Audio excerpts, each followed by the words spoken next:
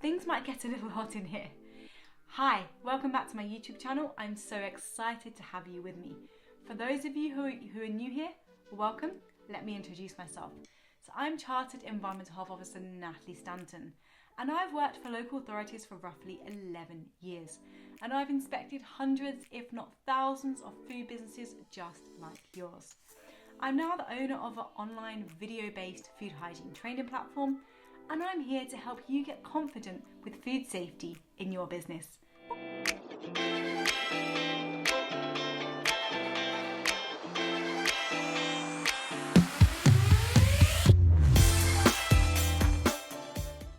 So let's get started. Today then, I want to talk about how to hot hold food safely. So if you hot hold food in your business, or perhaps you want to just know more about how to hot hold food safely, get my words out, then this is the video for you. So I get so many questions from people asking me about hot holding. So, things like what temperature do you need to keep hot food at? How long can you do it for? What is the hot holding exemption, etc. And I also find that people get quite nervous or unsure about hot holding, because really, if it isn't done safely, then the risk is that bacteria can multiply to unsafe levels in food and actually cause food poisoning. So in this video, we're going to clear things up, and we're going to cover, first of all, what hot holding is for anyone who isn't sure, why it's important, the temperature that you need to hot hold food at to ensure it remains safe, how long you can hot hold food for, what is the hot holding exemption and how can you use it, and this is something a lot of people get really interested in. And finally, a small bonus. From my years of experience as an EHO, I'm going to share with you the key things that an officer is very likely to check when it comes to hot holding, so that you can be as prepared as possible for your EHO visit. So let's dive in. So first of all then, let's start off by understanding what is hot holding. So once you've cooked food that you aren't going to serve straight away, you may want to keep it hot by hot holding it. So you may use a bain-marie, a soup kettle, a hot cupboard, etc. So a couple of examples: hot food on a buffet may be stored in bain-maries. In a fish and chip shop, you see items such as sausages, pies, etc. may be stored in a hot cupboard. So that's what hot holding is. Why then is hot holding important? Well, besides the fact that your customers probably want hot food, keeping food hot is important to stop harmful bacteria from growing. So when high-risk food is left in what we call the danger zone, bacteria can actually grow very quickly. This is kind of why it's called the danger zone. And the danger zone is anywhere between 5 degrees centigrade and 63 degrees centigrade.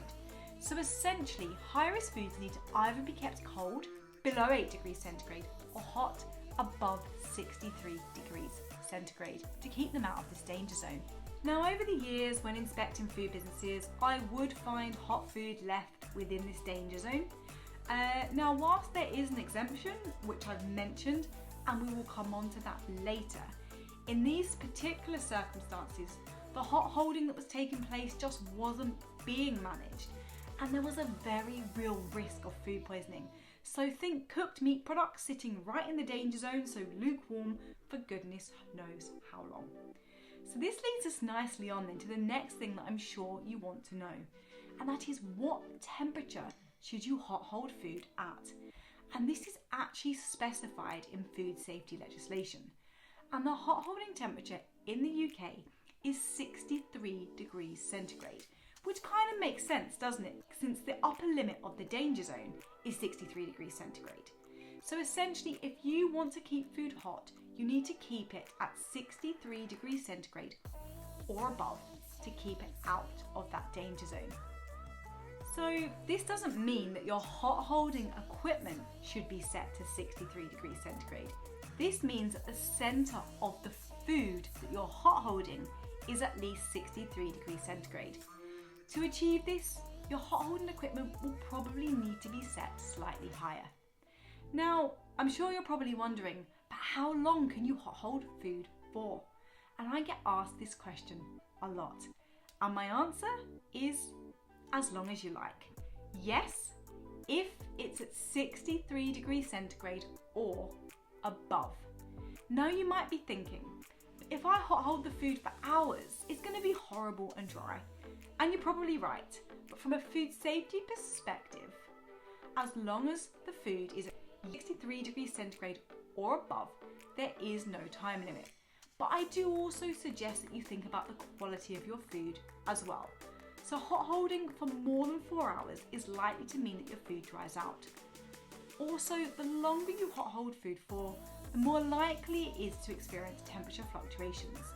So in my experience, it's actually best to hot hold smaller quantities and then replenish them regularly with fresh batches. Now this is the bit that I'm sure you've all been waiting for. What is the hot holding exemption? And there is often some confusion around this, so I'm going to try and clear it up now. Hot food that is being served or on display can be kept below 63 degrees centigrade for a limited period of time. And the exemption is that you can keep food that is to be served hot below 63 degrees centigrade for one period of up to 2 hours. And you must take care not to exceed the 2 hours, because otherwise you could cause a risk to the health of your customers. For example, you could cause food poisoning. So it's important to note that food can only be kept below 63 degrees centigrade for one period of up to 2 hours. After this 2 hours, any leftover food must be thrown away. Another thing to note is that this 2 hours isn't cumulative. What I mean by that is, you can't say, I'll put this food out at room temperature today for 1 hour. I'll then cool it down, put it into the fridge and bring this same food item out tomorrow for another hour, and there I've got my 2 hours. It doesn't work like that. It's one period of up to 2 hours. I've seen this exemption used many times, for example, for hot food buffets, but in my experience, when using this exemption, it works best, first of all, when it's planned and when small amounts of food are displayed at a time. But planning is really important because EHOs will want to know that you're managing food safety. So perhaps you're wondering, but what if the food has been on display for below 63 degrees centigrade for less than 2 hours? If that's the case, if it's less than 2 hours, you've got two options. Number one, you can reheat the food till it's steaming hot, so above 75 degrees centigrade, and put it into the hot holding. So this time you would need to keep it above 63 degrees centigrade. Or you'll need to cool the food down safely, so as quickly as possible, within 90 minutes ideally, and place it into the fridge or the freezer. Do bear in mind here that food cannot be reheated more than once. Now, if you want to use the exemption, my advice is that you record the time that each batch is kept on display. This will help you keep track of the 2 hours and when the food needs to be removed from display. There's one thing that I really need to say, and that is please do not mix fresh batches of food with food that's already on display. I've seen this happen many times, but please don't do it, because as I'm sure you can appreciate, it makes it impossible to keep track of when the food was actually put on display. So finally, as I promised, let me share with you a couple of things that the EHO is very likely to check if you hot hold food in your business. First of all, if you're hot holding food at the time of your inspection, they're probably going to want to check the temperature of it, or they may ask you or one of your team members to demonstrate how you check the temperature of it, so be prepared for this. They're also likely to want to see that you have written procedures.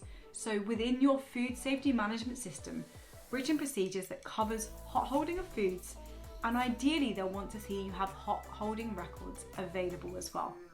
If you're using the 2 hour exemption that we've talked about, one, make the officer aware of this, and they're probably going to want you to explain how you keep track of how long the foods have been out at room temperature and how you know when they need to be removed from display and thrown away. And there you have it. Phew. I did say it was going to get a little hot in here, There's been a lot to cover and my brain's been working so hard to get all of this information across to you. I really hope it's been helpful. I'm here to help you get confident with food safety, so when creating these videos, I'm really guided by your food safety questions.